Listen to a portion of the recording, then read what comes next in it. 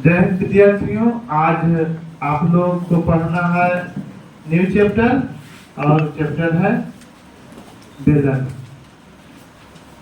आप लोग पढ़ रहे हैं गणित और इस गणित में पढ़ना है आप लोगों को चैप्टर बेलन।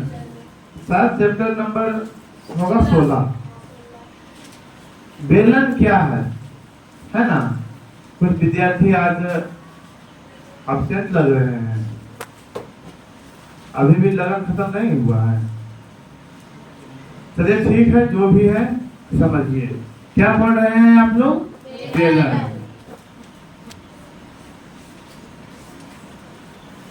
बेलन इसकी परिभाषा हम लोग पढ़ेंगे पहले, है ना। बेलन क्या है सबसे पहले समझना है। आप लोग पढ़ रहे हैं ठोस आकृतियां, और ठोस आकृतियां वे आकृतियां हैं जिसमें लंबाई चौड़ाई के साथ साथ ऊंचाई भी होती है, यानी कुछ मोटाई भी होती है। अगर ऐसे आकृति हो तो ऐसे आकृति को ठोस आकृति कहते हैं। ठोस आकृतियों में पढ़े हैं घन, घनाभ। आज का है बेलन। बेलन क्या है? बेलन किसे कहते हैं? सामान्यतः इसे गणित की भाषा में समबेलन भी कहते हैं। समबेलन का मतलब क्या हुआ, बेलन का मतलब क्या हुआ, ये समझाते हैं। आप लोग पाइप देखे होंगे, पाइप देखे हैं ना? क्या उसको देखते हैं? दोनों पृष्ठ जो होता है ना, वो कैसा होता है? गोल होता है। कैसा होता है? गोल होता है। और बाकी जो एक पृष्ठ, दोनों पृष्ठ समतल होता है, बाहरी पृष्ठ। जैसे ये आकृति जो आप लोग देख रहे हैं, है ना, इधर क्या है? समतल पृष्ठ है। ये क्या है? समतल पृष्ठ है। एक पृष्ठ ये भी है ना, इसको वक्र पृष्ठ कहते हैं। ये गोल है, ये समतल नहीं है। तो अगर इस तरह की आकृति हो, ऐसे आकृतियों को कहते हैं बेलन। अगर ऐसे आकृतियों में जो ये है समान हो, यानी जितना त्रिज्या यहाँ है उतना ही त्रिज्या यहाँ हो, तो इसको कहते हैं समबेलन। इसको क्या कहते हैं? समबेलन।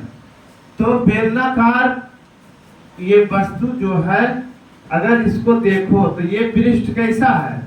वृत्ताकार। ये पृष्ठ कैसा है? वृत्ताकार। ये भी पृष्ठ कैसा है? वृत्ताकार। ये पृष्ठ कैसा है?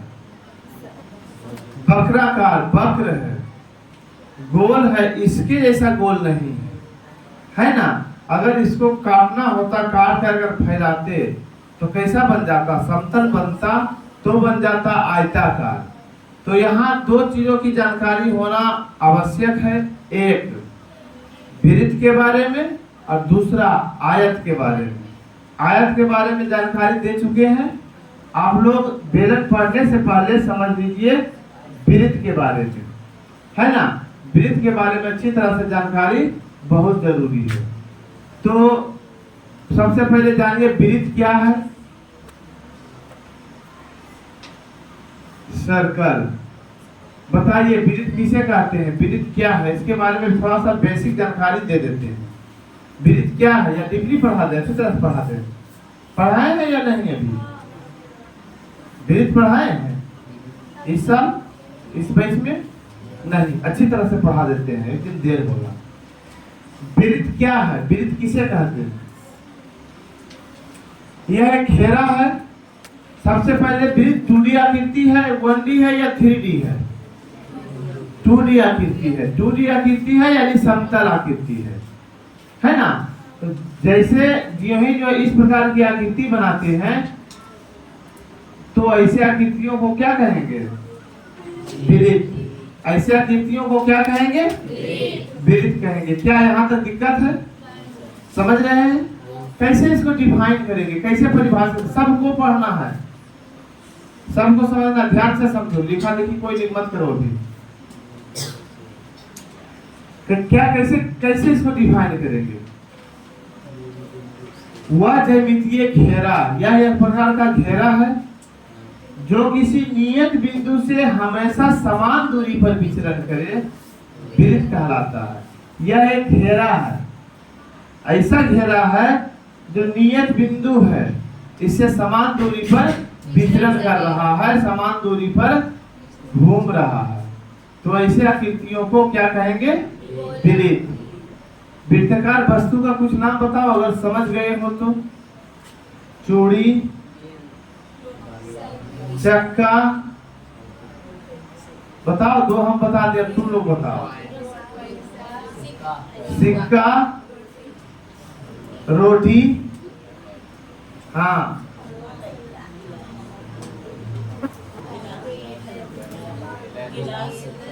गिलास का दोनों किनारा, है ना।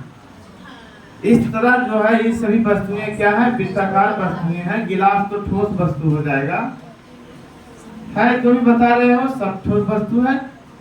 ऊंचाई किसी में कम है, किसी में ज्यादा। चलिए वृत्त, वृत्त क्या है? लिखो, लिखते जाओ। वह ज्यामितीय घेरा जो किसी नियत बिंदु से हमेशा समान दूरी पर विचरण करे,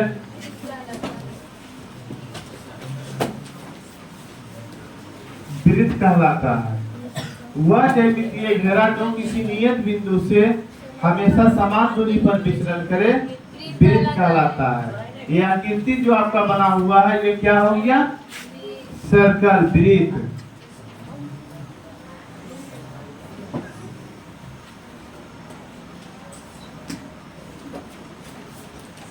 ये आकृति क्या हो गया? वृत्त। क्या कोई दिक्कत इस परिभाषा में? वृत्त में, किसी वृत्त के में कितने पार्ट होते हैं?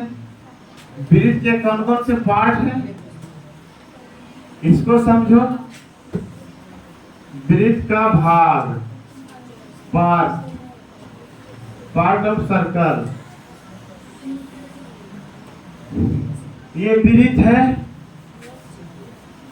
है ना। इसको क्या कहते हैं? परिधि, सर्कमफ्रेंस, है ना। इसको क्या कहते हैं? केंद्र, सेंटर, सी, है ना। ओ द्वारा सी द्वारा भी डिनोट करते हैं, समानता सी इसको कहा जाता है। अगर परिधि से यहां तक की रेखा खींचें तो इसको क्या कहेंगे?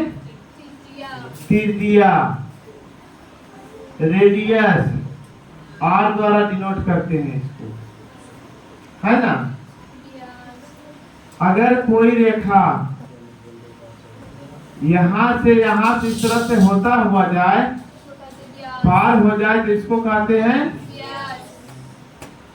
व्यास, डी। इसको समानता डी द्वारा डिनोट करते हैं। कोई रेखा जो परिधि के एक छोर से दूसरे छोर तक जाए लेकिन सेंटर से नहीं जाए तो इसको कहते हैं जीवा या चापकर्म, जीवा या चापकर्म, कोट। ठीक। परिधि का कोई हिस्सा हो, जैसे यहां से यहां तक ही हो, इतने ही भाग को अगर डिनोट करें, पूरा भाग तो परिधि हो गया, है ना। पूरा भाग क्या हो गया? परिधि। अगर इतना ही भाग को डिनोट करें, इतना ही भाग को ले, तब इसको कहते हैं चाप, आर्क। इसको क्या कहते हैं? चाप, आर्क। इस तरह से वृत्त के कई पार्ट हैं, वृत्त के कई अंग हैं, है ना। भाग या अंग को, जिसके बारे में हम लोग यहाँ पर सीखेंगे, पढ़ेंगे। क्या कोई दिक्कत? समझ में आया? समझ रहे हो? फटाफट लिखते जाओ। परिभाषा हम लिखा रहे हैं, जो समझ में नहीं आएगा बोलना। केंद्र,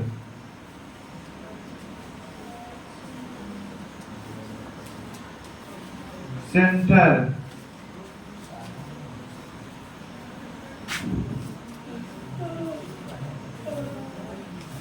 जिस नियत बिंदु से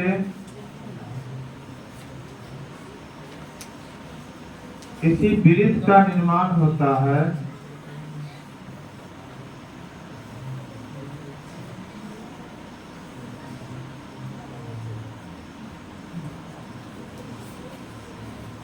उसे केंद्र कहते हैं। जल्दी जल्दी लिखते जाओ। जिस नियत बिंदु से किसी वृत्त का निर्माण होता है उसे केंद्र कहते हैं। परिधि,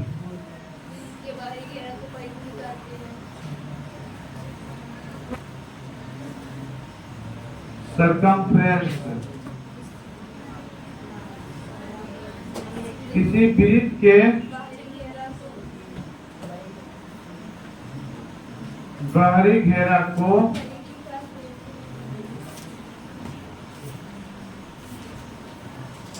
उसकी परिधि कहते हैं। किसी वृत्त के बाहरी घेरा को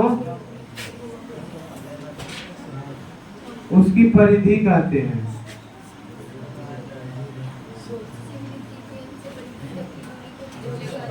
त्रिज्या,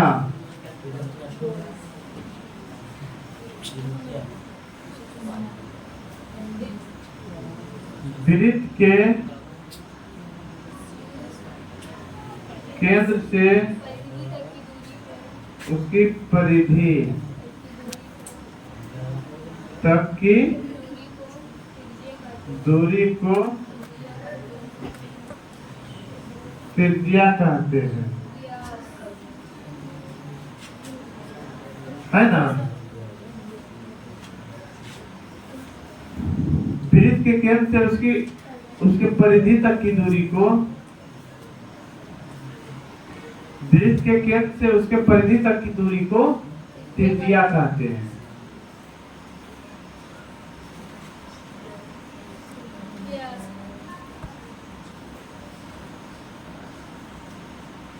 व्यास, डायमीटर,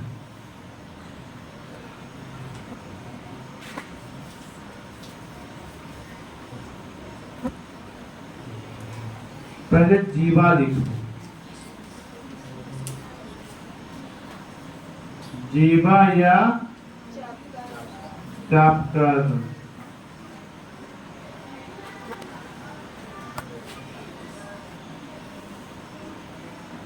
वृत्त में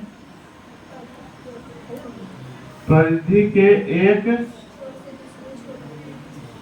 बिंदु से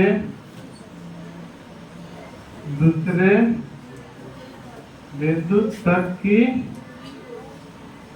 दूरी को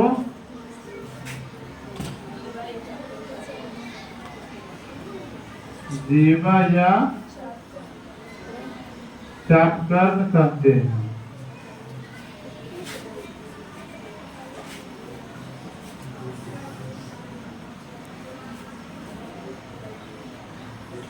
व्यास,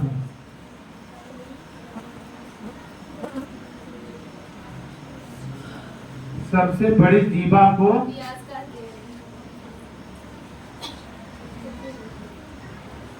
सबसे बड़ी जीवा को व्यास कहते हैं। या वे जीवा जो वृत्त के केंद्र से होकर जाती है व्यास कहलाता है। वे जीवा जो वृत्त के केंद्र से होकर जाता है व्यास कहलाता है। और जो वृत्त के केंद्र से होकर जाता है सबसे बड़ा जीवा होता है ना। किसी वृत्त में कितने त्रिज्याएं हो सकती है? अनंत। किसी वृत्त में कितने त्रिज्याएं हो सकती है? कितने व्यास हो सकते हैं? एक, दो, 1 2 3 4 5 6 कितने व्यास हो सकते हैं? अनंत। समझ रहे हो सब?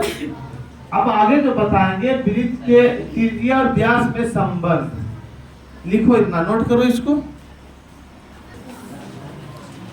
अगला पॉइंट क्या है? आर्क, चाप। चाप किसे कहते हैं? किसी वृत्त की परिधि के टुकड़े को चाप कहते हैं। जैसे ये वृत्त है, इसका टुकड़ा ले लो। ये क्या हो गया? चाप। एक टुकड़ा ये हो गया, इसको कह देंगे छोटा है लघु चाप, इसको कह देंगे दीर्घ चाप, है ना? ये चाप कर्म हो जाएगा। और कोई बचा है? देखो, वृत्त की चाप के बाद लगभग कर्म खत्म हो गया है। त्रिज्या खंड है, वृत्त खंड है, ये सब के बारे में बाद में बताएंगे। थोड़ा सा एडवांस हो जाता है, अब चैप्टर आएगा ना तब वहां पर बताएंगे। ठीक, यहाँ पर जो टॉपिक है वो बता देते हैं। वृत्त की त्रिज्या और परिधि में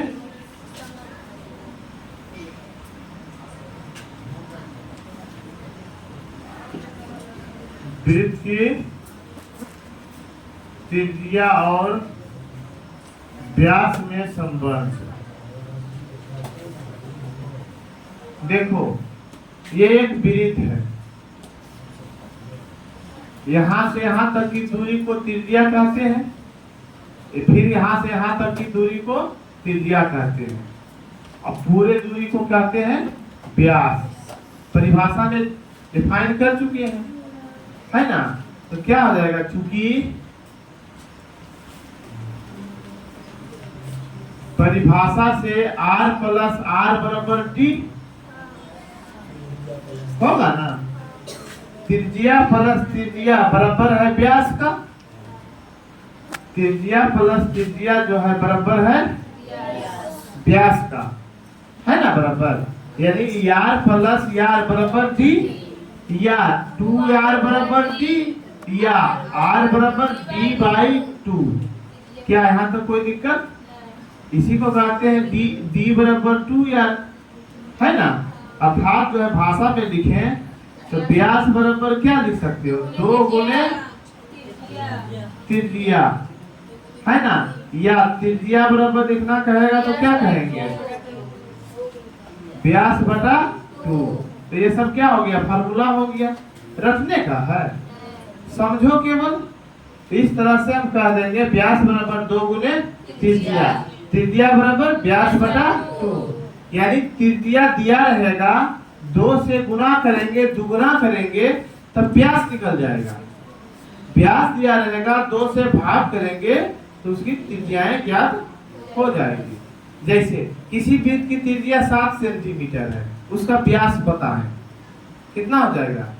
त्रिज्या 7 है, यहाँ से यहाँ 7 है, तो 7 इधर भी होगा, 7 से 14 हो जाएगा। क्या कोई दिक्कत नहीं? एक इम्पोर्टेंट चीज जो है आप लोगों को जो ध्यान देना है वो है पाई, PIE, पाई। VVI इसको कर दो। पाई, पाई क्या है?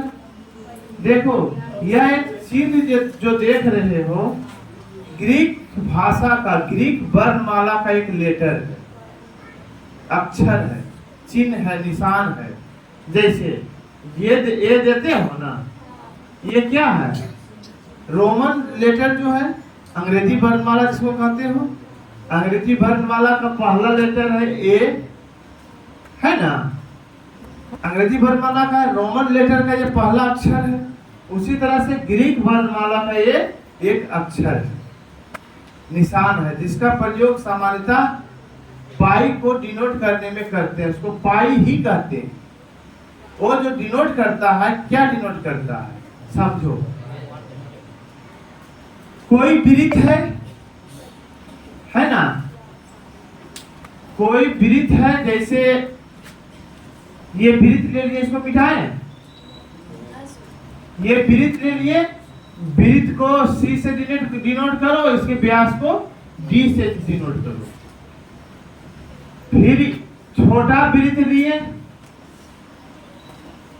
C1 कर दो, D1 कर दो, C2 कर दो, D2 कर दो व्यास को, और छोटा लिए C3 कर दो, D3 कर दो, और लो इस तरह से लो, कितनों लो।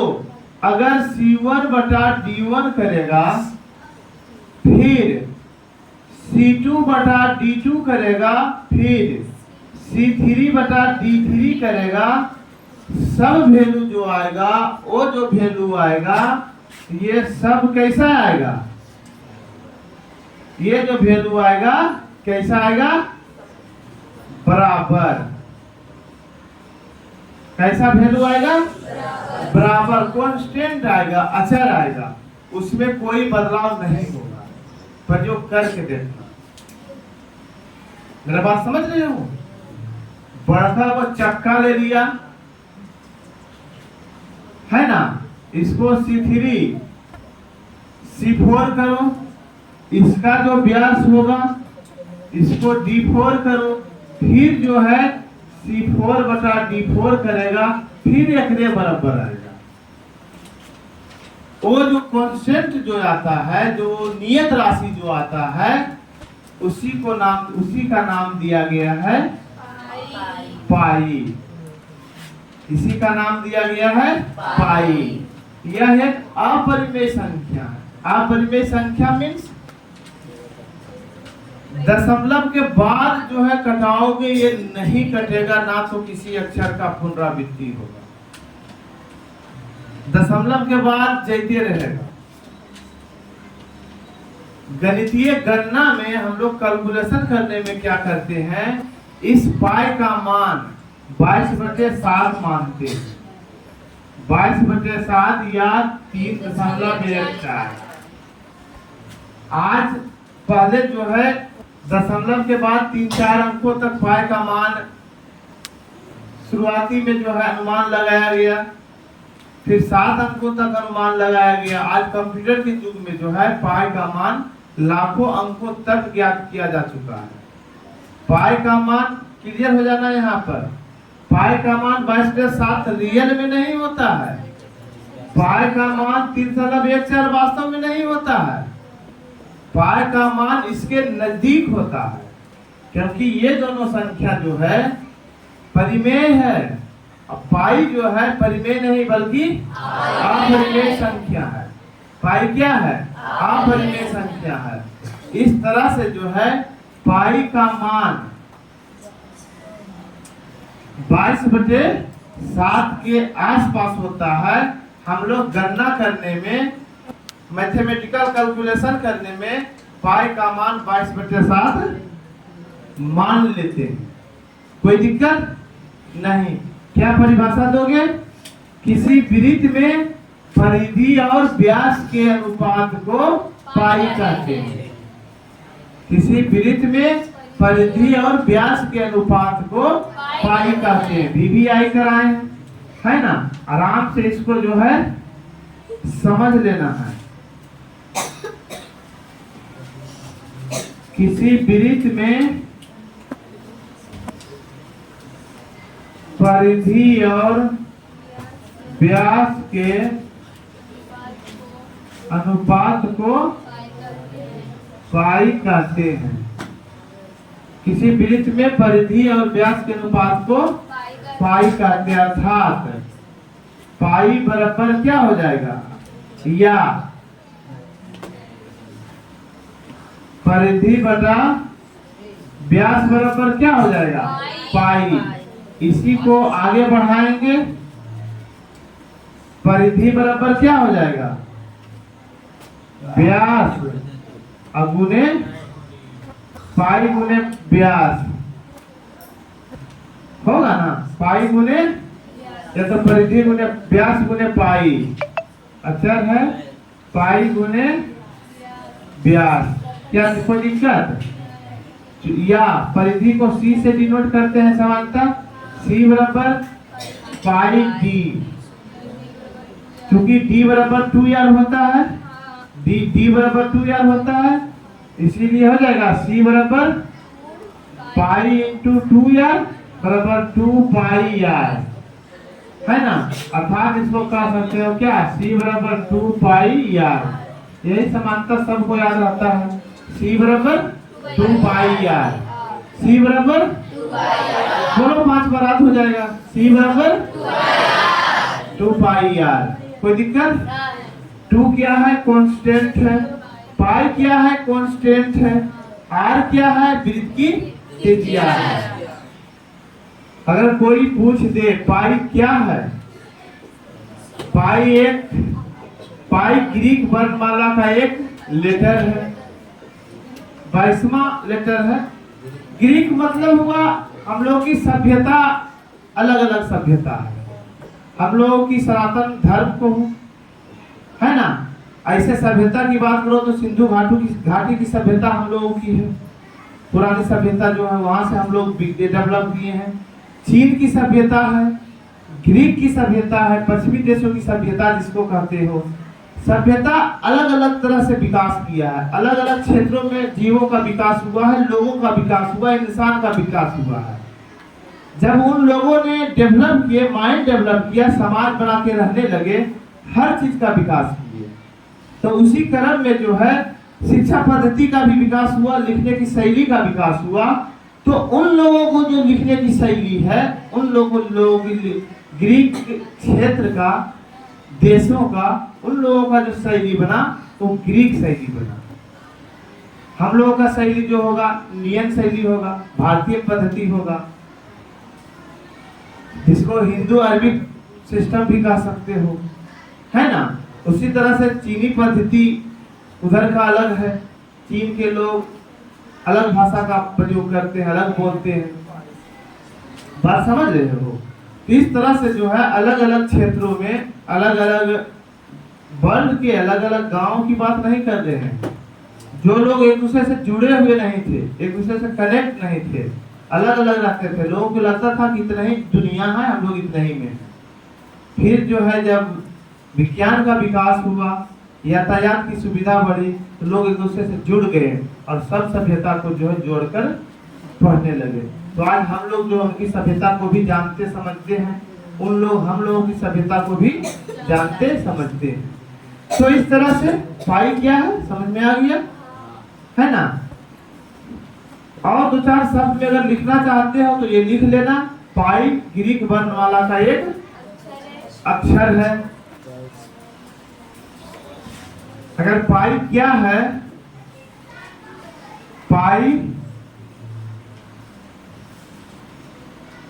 ग्रीक वर्णमाला का एक अक्षर है, 22वां अक्षर है, एक कोमा अक्षर कंफर्म नहीं है, ठीक। पाई एक अपरिमेय संख्या है,